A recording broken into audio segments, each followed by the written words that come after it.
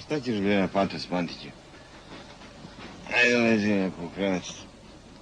Svako češ. Joj, osvetljiv si ko nosorog. Te čovjek metne, odmah zaspiš ko stoka.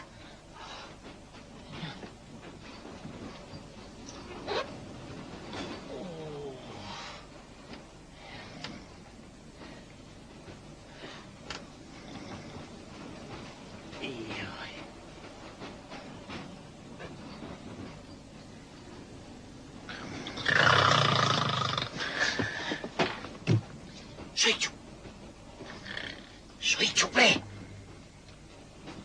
Suzi. Šujiću! Suzi. Anđele. Kakav anđele? Šujiću, probudi se i prestani da hrčeš.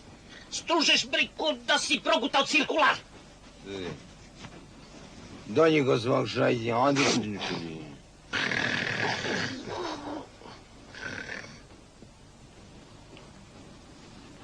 Šta je s tebe, Pantiću? Šta ti ti u moj krevet? Imaš si svoj krevet. Hrčeš, ne mogu da spavam. Ako patiš od nesanice, Pantiću, koju moju djoku uzimaš spavaća kola? Pa hrčeš, Šujiću! Ja hrčem. To ćeš ti da pardoniraš, Pa Pantiću. celu noć te sterišeš. Pa to je neverovatno i nečuveno. U životu nisam čuo, bre, da tako neko hrče.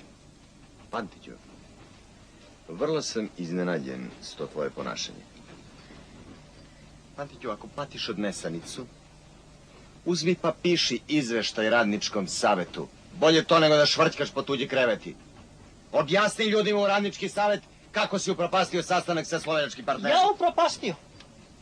Đevre kod kartona. Ja upropastio. Ovce na kola. A šta si ti radio? Vodio sam ih na večeru, Pantiću, koju ću tebi da odbijem od plate. Meni da odbiješ od plate, meni da odbiješ od plate.